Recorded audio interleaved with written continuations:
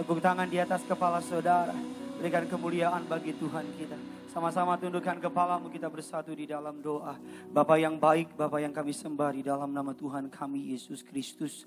Betapa hati kami limpah dengan ucapan syukur pada siang sore hari ini.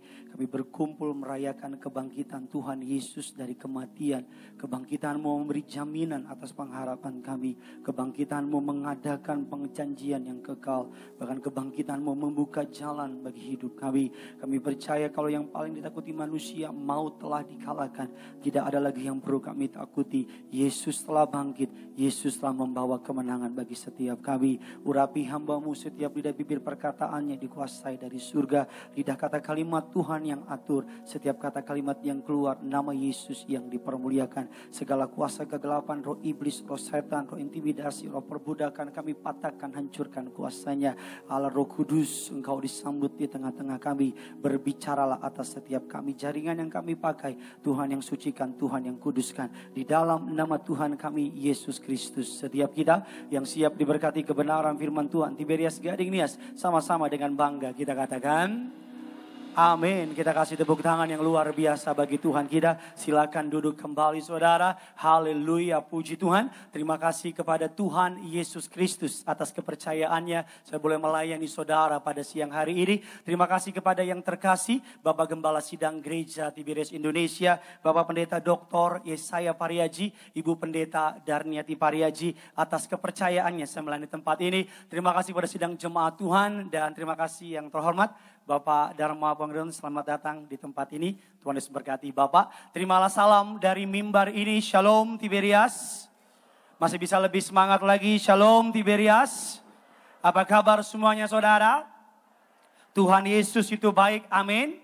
Saya belum melihat tangan-tangan yang diberkati Tuhan Yesus. Bisa lambaikan tangan saudara. Kita boleh kasih tepuk tangan dulu yang luar biasa bagi Tuhan kita. Selamat Hari Paskah. Tuhan Yesus sudah bangkit. Bilang kiri kanan saudara, katakan Tuhan Yesus sudah bangkit. Bilang saudara, haleluya, puji Tuhan. Sebelum kita masuk dalam kebenaran firman Tuhan, mari sama-sama kita mau mengangkat Alkitab kita tinggi-tinggi. Apapun Alkitab saudara, Alkitab elektronik, Alkitab cetak. Mari sama-sama angkat Alkitab saudara tinggi-tinggi. Dengan iman percaya kita akui otoritas kebenaran firman Tuhan. Mari sama-sama lantai 3, lantai 4, lantai 2. Sama-sama ikuti doa saya dalam nama Tuhan Yesus Kristus. Aku percaya Alkitabku ini adalah firman Allah yang hidup. Aku adalah sama seperti yang difirmankannya. Aku adalah sama seperti yang dijanjikannya. Aku yang terima firman Tuhan, hidupku tidak akan sama lagi. Yang percaya kita katakan amin. Keluarkan pulpen saudara, keluarkan catatan saudara. Kita akan sama-sama belajar kebenaran firman Tuhan. Tema khotbah yang Tuhan kasih di hati saya adalah, bisa tolong ditampilkan di layar, Our God is alive. Tuhan kita sudah bangkit. Tuhan kita hidup. Sama-sama bilang sama saya, Yesus sudah bangkit. Sama-sama bilang sama saya, Yesus sudah hidup. Kita buka dasar kebenaran firman Tuhan, Wahyu 1 ayatnya yang ke-17 dan ke-18. Kitab Wahyu 1 ayatnya yang ke-17 dan 18. Yang sudah di sana sama-sama dengan saya katakan, saya pasti diberkati. Yuk sama-sama kita baca karena hanya 2 ayat. Kita baca bersama-sama. 3, 2, 1 ya. Ketika aku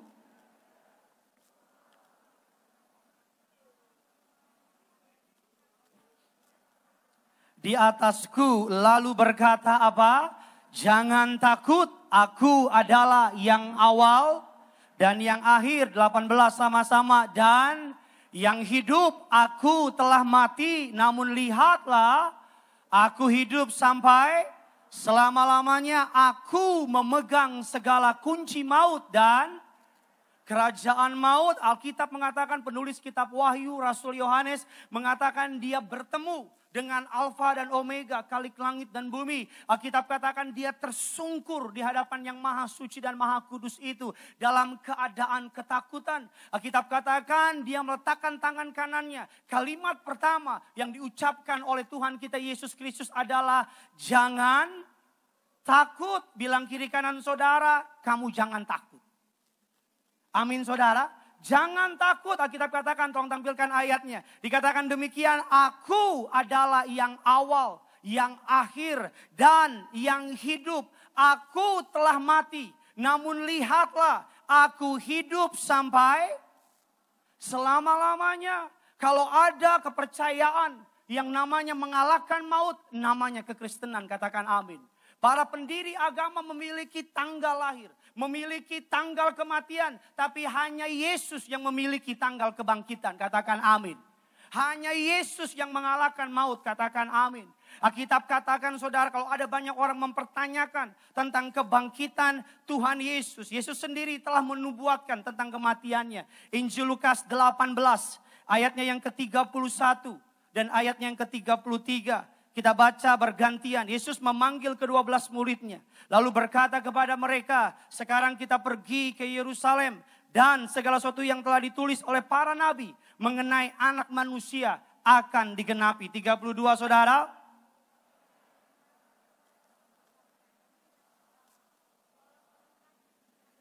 Ayat yang ke-33 sama-sama kita baca.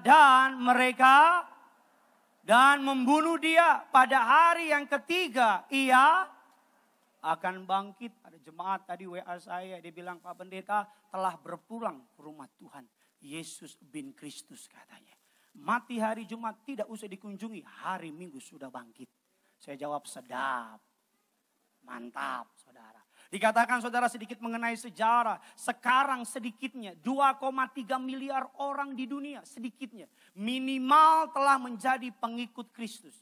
33% dari seluruh penduduk dunia. Sederhananya 1:3. Untuk setiap 3 orang di dunia, 1 dari antara mereka pengikut Yesus. Katakan amin. Dikatakan juga seluruh pengikut Yesus di seluruh dunia lebih banyak dari seluruh organisasi yang pernah ada. Bahkan mendekati saja dari kekristenan tidak ada.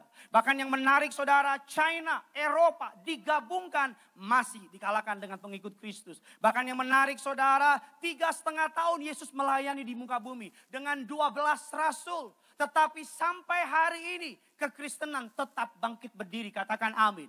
Saya percaya kalau Yesus tidak bangkit dari kematian, maka kekristenan akan menjadi sebuah kisah sejarah.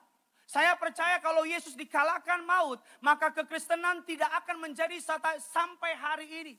Tetapi 3,5 tahun, 12 rasul dapat bertahan, bahkan terus berkembang sampai hari ini. Katakan amin. Ada banyak orang membangun perusahaan ketika orangnya tidak ada, berantakan. Ada banyak orang membangun kerajaan ketika rajanya mati, berantakan. Ada banyak orang mendirikan sebuah yang namanya pendirian atau apapun itu. Ketika ownernya nggak ada, berantakan. Tetapi hanya kekristenan. Kalau Yesus tidak benar-benar bangkit dari kematian, maka kekristenan tidak akan ada sampai hari ini. Katakan amin. Dikatakan demikian saudara, Salomo, orang yang paling berhikmat di dunia, dikalahkan oleh yang namanya kematian.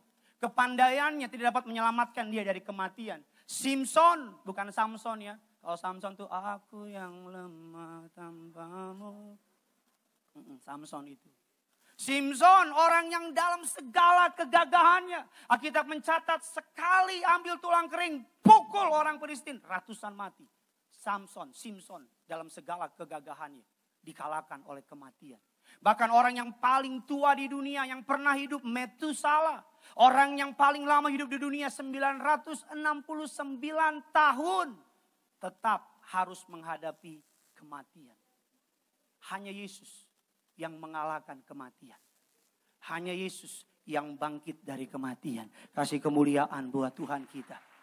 Saya kasihkan bukti sama saudara, kita cepat saja. Bukti Tuhan Yesus sudah benar-benar bangkit. Bukan 1, bukan 2, sudah bisa catat. Yang pertama, Yesus benar-benar bangkit. Buktinya adalah kubur kosong. Kubur kosong membuktikan. Sebab dia hidup, ada hal. Lebih keras lagi nih, yes. Sebab dia, yes, katakan. Karena ku tahu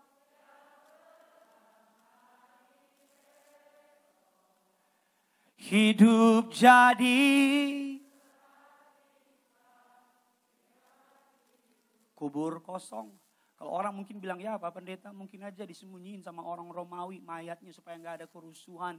Kalau mayatnya disembunyikan oleh orang Romawi ketika para murid mewartakan kebangkitan Yesus, maka orang Romawi akan bilang, nih udah bangkit Yesus. Yesus nggak bangkit, ini tubuhnya, ini mayatnya, akan kegeeran kita. Atau bahkan mungkin orang bilang, ya bisa aja kali mayatnya dicuri sama yang namanya pencuri. Saya mau bilang ketika Yesus bangkit di kayu salib, Alkitab mengatakan kain kafan ada di samping kubur itu.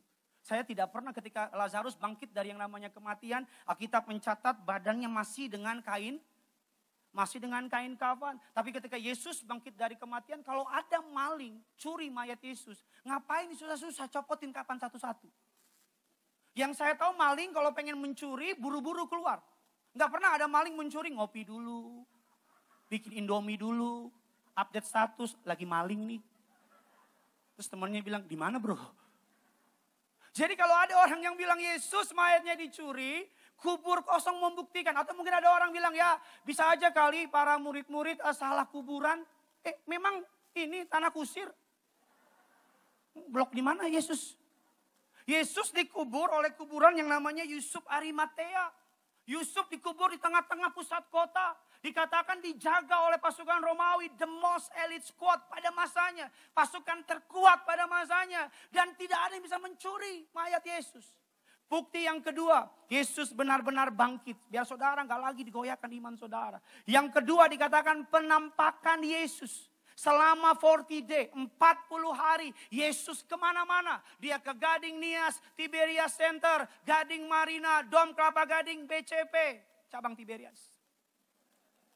Dia kemana-mana, semua orang lihat. Ada dia di mana-mana. Yesus benar-benar bangkit. Bukti yang ketiga, Yesus bangkit adalah kenaikannya ke surga. 500 pasang mata melihat Yesus naik ke surga. Bukti yang keempat, ini kesukaan saya, sudah bisa catat. Yesus benar-benar bangkit dari kematian. Para murid hidupnya diubahkan. Kalau Yesus tidak bangkit dari kematian, bubar jalan semuanya. Kalau Yesus tidak benar-benar bangkit dari kematian, para murid akan mengalami putus asa, broken home deh. Broken heart dan sebagainya. Tapi karena Yesus, tidak ada orang yang mau mati untuk manusia yang tidak membuktikan perkataannya. Tapi Yesus benar-benar membuktikan perkataannya, katakan amin. Dalam buku The Book of Martyr, kematian para murid Yesus, Yakobus anak Zebedeus dipenggal kepalanya. Matius dipenggal kepalanya. Yakobus saudara Yesus dilempar dari atap bait suci. Kemudian disesah sampai mati. Matias dirajam batu, dipenggal kepalanya. Markus diseret sampai mati. Petrus disalibkan terbalik. Karena dia merasa tidak layak disalibkan sejajar sama seperti dengan Tuhannya. Dikatakan Paulus dipenggal kepalanya. Bartolomeus disesah dan disalibkan. Lukas digantung pada pohon zaitun. Bahkan Yohanes dimasukkan ke dalam bejana berisi minyak mendidih. Dibakar, tidak mati. Dibuang ke pulau Patmos. Bahkan Thomas ditombak, dilemparkan. Kutunggu perhatian, tidak ada orang yang mau mati untuk sesuatu yang mereka tahu bohong. Kalau murid-murid Yesus yang memunyikan mayat Yesus, mereka tidak akan mau mati. Agar hari ini engkau tidak lagi dibingung-bingungkan oleh perkataan orang. Tuhanmu, Tuhanku benar-benar bangkit dari kematian. Amin saudara. Dikatakan firman Tuhan lagi, apa buktinya Yesus benar-benar bangkit? Gereja berdiri. Kalau Yesus tidak benar-benar bangkit, tidak akan ada gereja Gading Nias. Tidak akan ada kekristenan. Tapi gereja berdiri, muncul yang namanya Domingos. Mingos, hari Tuhanku. Minggu, sama-sama bilang sama saya, hari Tuhanku. Senin sampai Sabtu bebas mau ngapain. Mau bisnis, buka toko, tutup toko, bebas. Tapi hari Minggu, hari Tuhanku. Senin sampai Sabtu mau kemana? Silakan urusan saudara. Hari Minggu, hari Tuhanku. Ada orang otaknya buka toko aja. Paskah buka toko, Natal buka toko, nanti di surga buka toko. Otak toko aja. Domingos, hari Tuhanku. Boleh nggak ke puncak? Boleh. Gereja dulu. Boleh nggak ke Lapo? Apalagi itu, boleh. Jangan lupa bungkusin saya. Tapi gereja dulu. Boleh nggak jalan-jalan? Boleh. Banyak orang lihat weekend. Ada teman saya orang Kristen dan buat weekend. Wah long weekend nih. Bambang dalam hati saya. Giliran tanggal merah hari roi, long weekend nih enak bisa jalan-jalan. Kan biasa gitu kan. Yang punya duit ke luar negeri. Yang duitnya lumayan banyak dikit ke Singapura. Yang gak ada duit ke Gading Nias. Enggak. Justru saudara yang benar. Bilang kiri kanan saudara, bilang sudah benar kau di sini. Bilang. Amin. Bilang sama yang baru ngomong. Minggu depan lagi ya, minggu depan lagi. Kalau ada orang bilang makan bakmi yuk. Ayo, tapi nias dulu. Jam berapa? Jam 2. Oh jangan jam 8, salah saudara jam 8. Alek udah salah, berantakan saudara. Bukti yang berikutnya, Yesus benar-benar bangkit. Alkitab perjanjian baru ditulis. Kalau Yesus gak benar-benar bangkit, gak akan ditulis Matius, Markus, Lukas dan teman-temannya. Dan yang terakhir kesukaan saya, bukti Yesus benar-benar bangkit. Mukjizat terjadi di dalam namanya. Iblis tahu. Kalau Yesus nggak benar-benar bangkit, ketika saudara bilang dalam nama Yesus pergi, iblis bilang, so mati Tuhan ngana. Nyanda bangkit lagi kok teh. Kalau saudara bilang demi nama Yesus berjalanlah, kata setan bilang, dia aja nggak bangkit-bangkit dari kubur. Oleh karena Yesus bangkit dari kematian, ketika kita menyebut nama Yesus ada kuasa. Oleh karena Yesus mengalahkan maut, makanya firman Tuhan berkata, di bawah kolong langit ini tidak ada nama yang olehnya manusia bisa selamat. Kecuali melalui nama di atas segala nama. Nama Yesus. Katakan amin. Sama-sama bilang sama saya, hanya nama Yesus. Sama-sama bilang sama saya, yang menyelamatkan.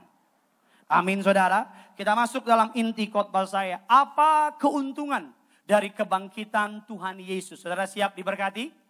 Haleluya. Yang pertama, keuntungan dari kebangkitan Tuhan Yesus. Saudara bisa catat dalam catatan saudara. Ketika Yesus bangkit dari kematian, Jesus has a great purpose in my life, for my life. Ketika Yesus bangkit dari kematian, dia menyediakan rancangan yang besar. Tujuan yang besar, program Allah yang besar buat saudara. Bahkan rancangannya lebih besar dari rancangan orang tuamu kepadamu. Bahkan rancangannya lebih besar dari rancangan organisasimu kepadamu. Bahkan rancangannya lebih besar dari saudara merancangkan akan hari depanmu.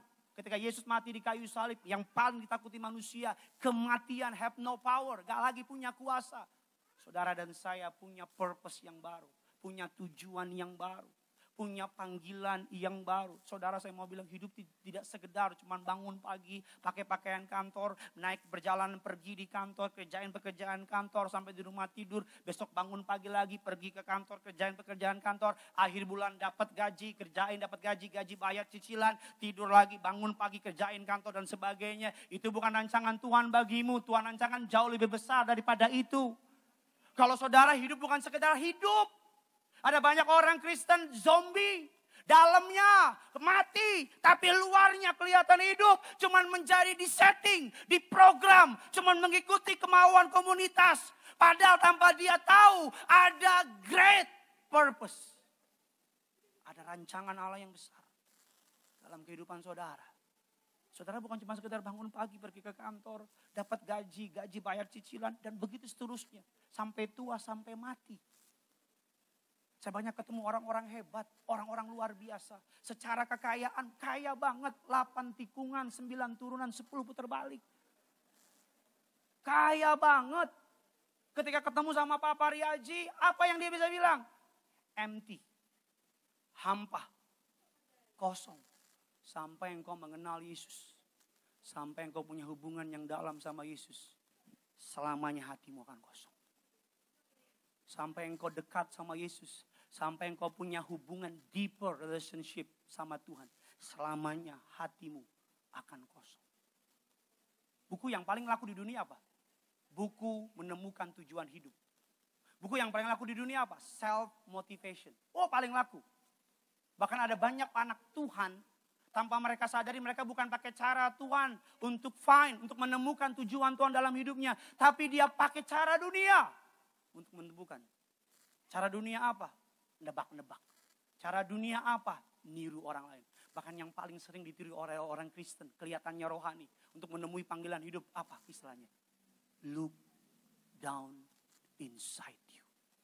Lihat ke dalam. Atau juga cara yang paling terkenal apa? Follow your heart. kelihatannya rohani. Padahal your heart, Alkitab katakan, sering menipu. Berapa kali karena engkau follow your heart, engkau jatuh ke dalam hubungan yang salah. Berapa kali karena follow your heart, engkau ditipu dalam bisnis. Kalau saya menengok ke dalam diri saya, apa yang saya lihat? Kekurangan. Kalau saya menengok ke dalam diri saya, apa yang saya lihat? Kegagalan. Kalau saya menengok ke dalam diri saya, apa yang saya lihat? Manusia debu dan tanah yang butuh Tuhan. Yang gak bisa tanpa Tuhan. Jangan mau ditipu oleh dunia. Look inside you. Kalau you're inside Yesus, look inside you. Kalau your heart, Yesus berkata, follow your heart.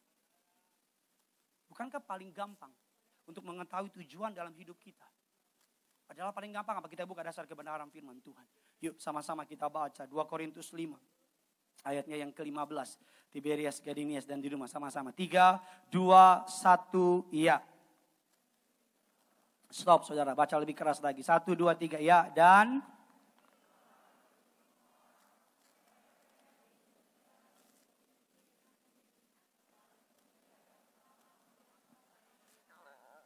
Kristus telah mati untuk semua orang. Lantai 3, lantai 4, lantai 2. Yesus mati buat saudara. Katakan amin. Supaya saudara yang hidup bukan lagi hidup untuk dirimu sendiri. Tetapi untuk Dia yang telah mati bagi saudara. Katakan amin. Alkitab katakan dalam Kolose 1 ayat yang ke-16. Tolong tampilkan Kolose 1 ayat yang ke-16. Dan karena di dalam Dialah telah diciptakan segala sesuatu yang ada di surga, yang ada di bumi, yang baik maupun segala diciptakan dan untuk Dia. Efesus 1 ayat yang ke-11 sama-sama kita baca. 3, 2, 1 ya. Aku katakan karena di dalam Dialah kami yang dari semula ditentukan untuk menerima bagian itu sesuai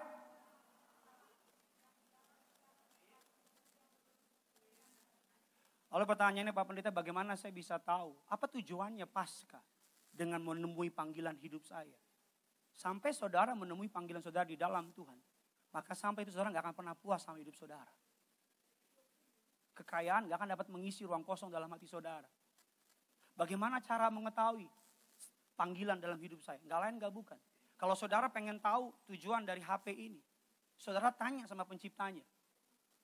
Kalau saudara pengen tahu, atau paling gampang saja kita lihat gambar saudara. Saudara, ini gambar yang luar biasa, ya, yang telah mengubah pandangan saya. Ini gambar barang-barang, tolong gambar yang pertama. Ternyata selai kacang harus dibalik. Penting kan? Penting banget. Ini gambar yang kedua tolong ditampilkan saudara. Ternyata bungkus mie dibuka.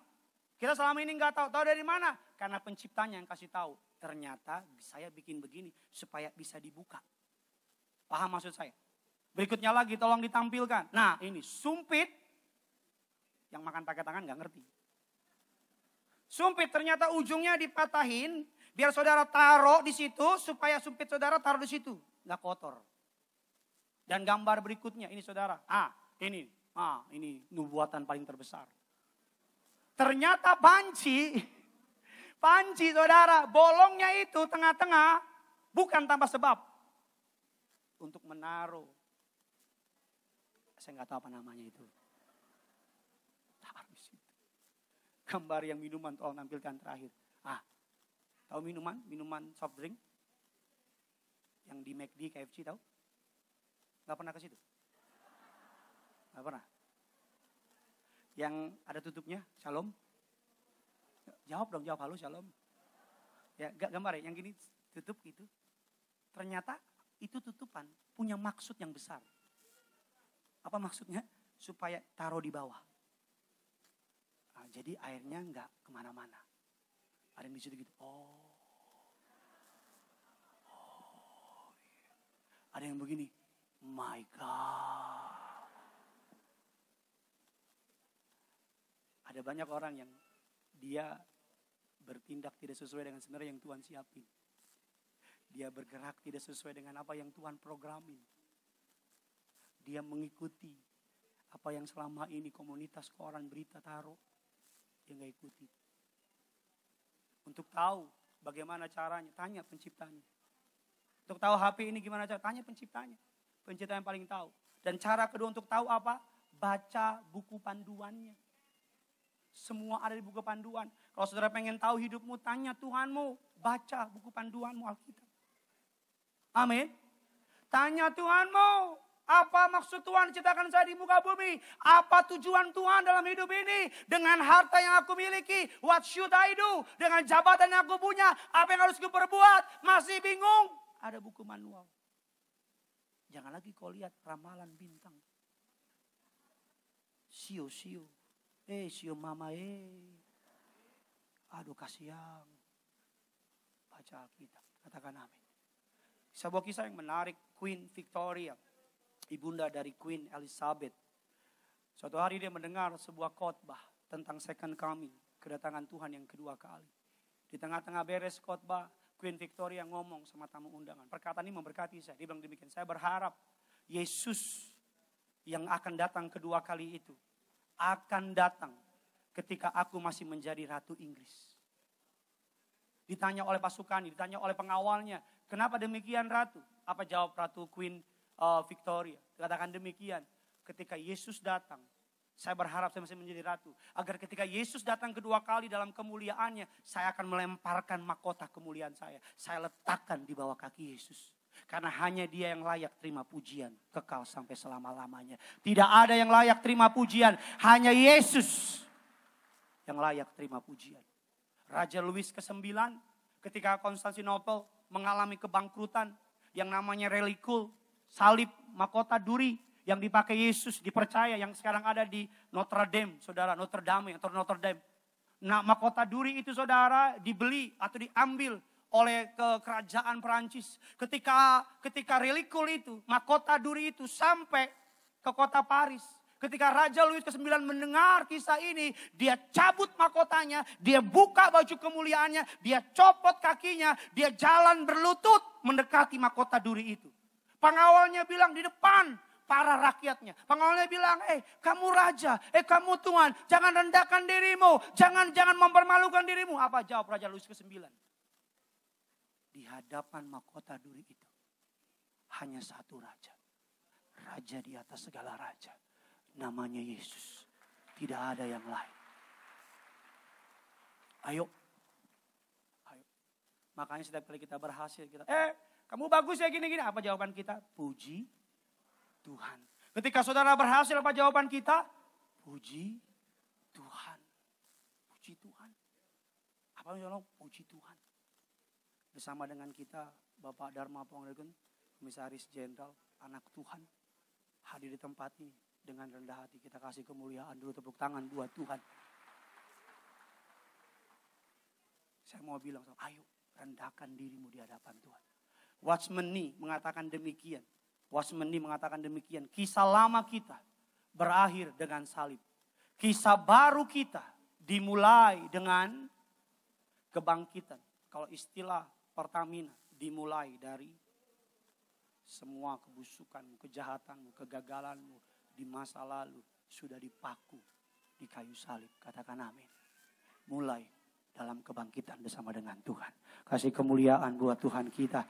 Yang kedua, yang terakhir, apa yang Yesus lakukan di kayu salib. Ketika Yesus mati di kayu salib, yang pertama, dia memberikan tujuan yang besar dalam kehidupan saudara. Yang kedua, ketika Yesus mati di kayu salib, Alkitab katakan, Jesus has a great power for my problem.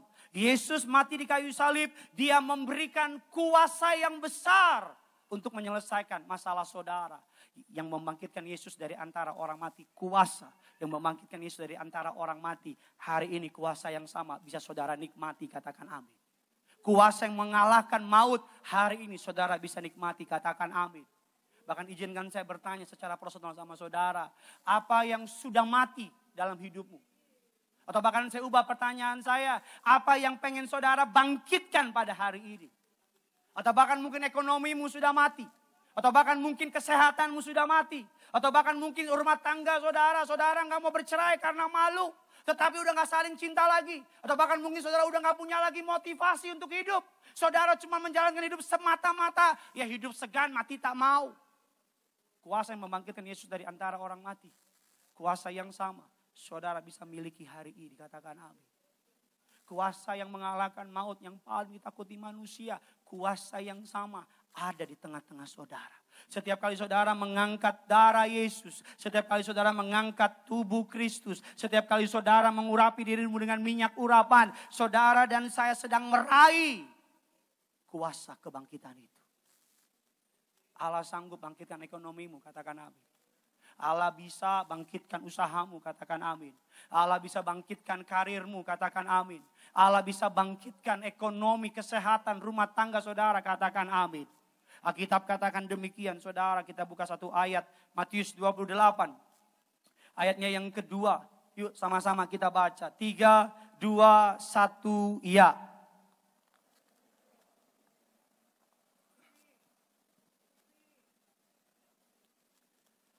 Maka terjadilah gempa bumi yang hebat sebab seorang malaikat Tuhan turun dari langit dan datang ke batu itu dan menggulingkannya. Lalu apa? Mengapa malaikat Allah harus turun dari langit, menggulingkan batu dan duduk di atasnya? Beberapa orang bilang supaya Yesus bisa keluar dari kuburan. Bagi saya nggak tepat. Karena Yesus ketika Yesus mati, ketika dia bangkit, dia tidak lagi dikuasai oleh tubuh manusia. Dia sudah dalam tubuh kemuliaan. Alkitab katakan ketika Yesus, para murid-murid berkumpul, semua pintu terkunci. Nggak tahu dari mana Yesus muncul di tengah-tengah mereka. Bahkan ketika para murid sedang berjalan menuju ke Emmaus, Alkitab katakan Yesus tiba-tiba bersama dengan mereka. Bahkan di tengah pantai ketika mereka lagi berkumpul, Yesus tiba-tiba ada bersama dengan. Jadi ketika Yesus mati, bangkit dari kematian, dia sudah dalam tubuh kemuliaan. Tidak dibatasi oleh ruang, dimensi, dan tempat. Lalu mengapa malaikat Allah menggulingkan batunya? Apa tujuannya? Saya percaya bahwa malaikat Allah menggulingkan batunya bukan untuk Yesus. Tapi malaikat Allah menggulingkan batunya karena Allah tahu manusia nggak sanggup gulingin batu itu. Murid-murid udah terlalu sakit hati. Murid-murid udah terlalu kecewa. Murid-murid udah terlalu broken heart. Mereka udah trauma lihat gurunya mati di kayu salib. Jadi mereka nggak punya lagi pengharapan. Harus malaikat gulingkan batunya. Supaya saudara dan saya bisa masuk ke dalam kematian Yesus. Dan melihat Yesus sudah bangkit. Amin. Batu apa yang menghalangi engkau hari ini? Batu apa yang menghalangi engkau untuk dekat sama Tuhan hari ini? Batu apa yang membuat engkau hari ini gak bisa dorong karena engkau udah kecewa, udah pahit. Engkau sudah dilumpuhkan oleh iblis. Bilang sama Tuhan, kirim malaikatmu. Singkirkan batu itu. Agar aku dapat mendekat kepadamu. Amin.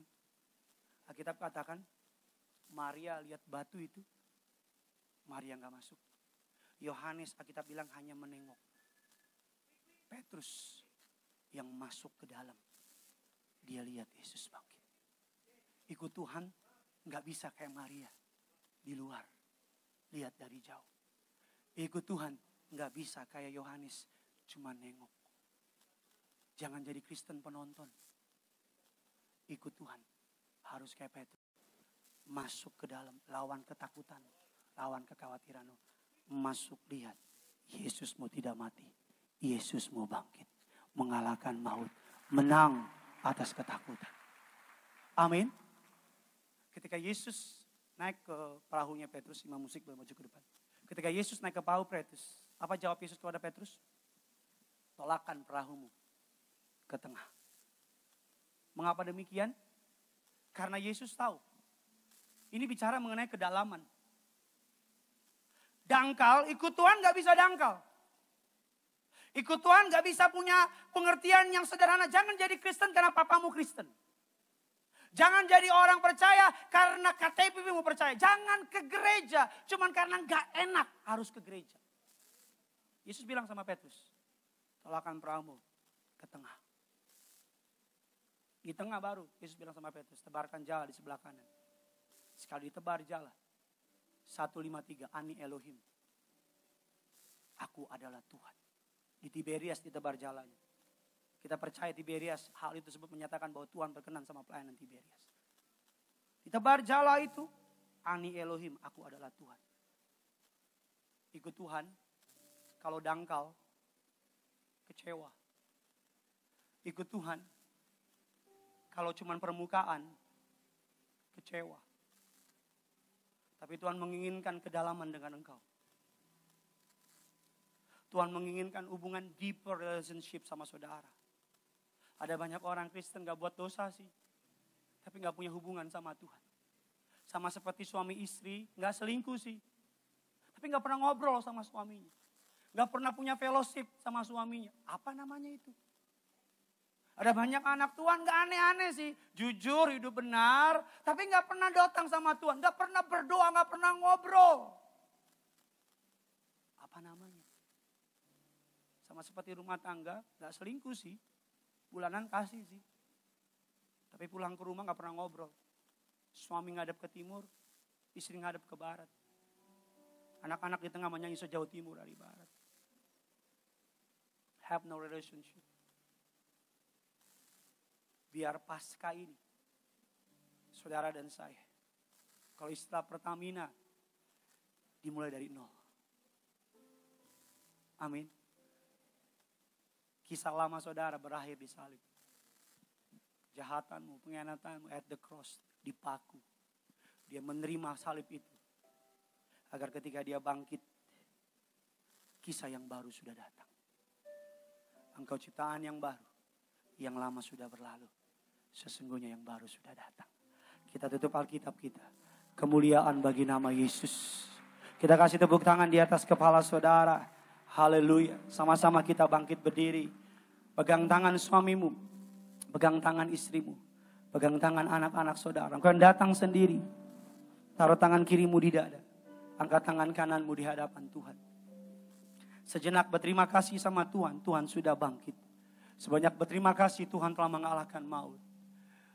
Bersama dengan suami, istri, anak saudara. Satu hati. Sepakat datang sama Tuhan. Haleluya. Haleluya Tuhan. Ini doa kami. Ini doa kami. Sebab Yesus hidup. Ada hari esok. Sebab Yesus hidup. Ku tak gentar. Karena ku tahu Dia pegang hari esok. Hidup jadi berarti sebab Yesus hidup. Sebab Yesus hidup. Sebab Dia hidup. Dengan bangga ada hari esok. Sebab Dia hidup. Sebab Dia hidup. Ku tak gentar. Ku tak gentar. Dengan bangga bilang. Karena ku tahu Dia pegang hari esok. Hidup jadi berarti sebab Yesus hidup. Mari sama-sama kita kasih tepuk tangan. Sorak-sorai bagi Tuhan kita. Sebab Dia hidup. Ada hari esok. Ada hari esok. Sebab Dia hidup. Bilang dengan imanmu, ku tak gentar. Ku tak gentar. Karena ku tahu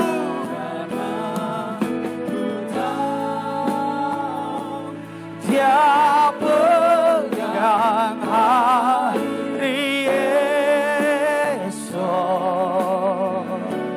Hidup jadi berarti sebab Yesus. Mari Mari sama-sama angkat kedua tanganmu, angkat kepalamu. Tiberias katakan, sebab Dia hidup, ada hari esok. Jangan lagi kau takut, jangan lagi kau gentar. Pengharapanmu dijamin oleh kebangkitannya. Ku tak gentar, ku tak gentar, karena ku tahu Dia pegang hidup jadi berarti, berarti sebab. Mari sama-sama biar jemaat Tuhan angkat tanganmu dua-dua. Jadikan lagu ini sebagai doa saudara di hari Paskah ini. Sebab Dia ada hari esok.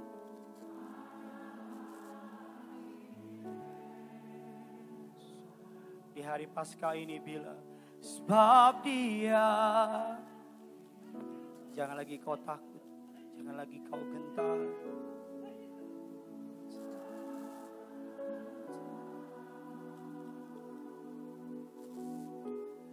Karena ku tahu Dia pegang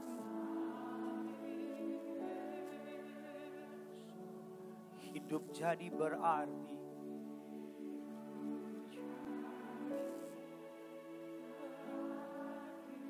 Sebab Yesus, sama-sama angkat tanganmu dua-dua. Lebih keras lagi bilang sama Tuhan. Sebab Dia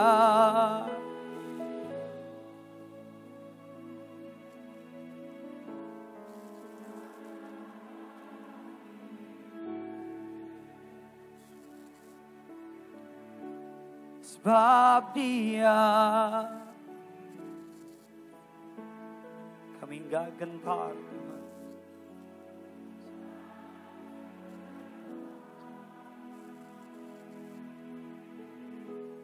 Karena ku tahu Dia pegang hari esok. Hidup berarti sebab Yesus hidup. Karena ku tahu Dia pegang hari esok. Karena ku tahu Dia pegang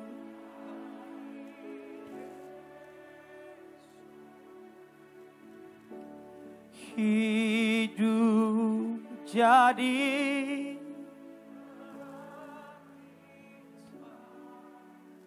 sekali lagi bilang sama Tuhan, karena ku tahu, karena ku tahu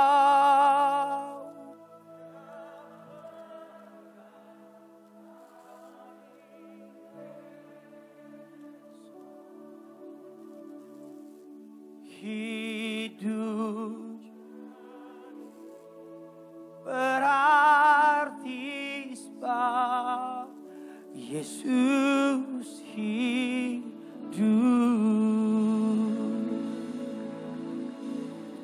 Bagimu hormat, bagimu pujian, bagimu kemuliaan. Yesus telah mengalahkan maut. Yesus telah menang dari maut. Terima kasih Engkau telah berkenan hadir di tengah-tengah kami. Terima kasih Engkau telah boleh menjawab setiap keluhan kami Tuhan. Kami berterima kasih. Kami akan membawa korban ucapan syukur kami kepadamu. Merupakan persembahan umat-Mu Tuhan yang balas dari surga. Dalam nama Tuhan kami Yesus Kristus. Sama-sama kita yang siap memberi.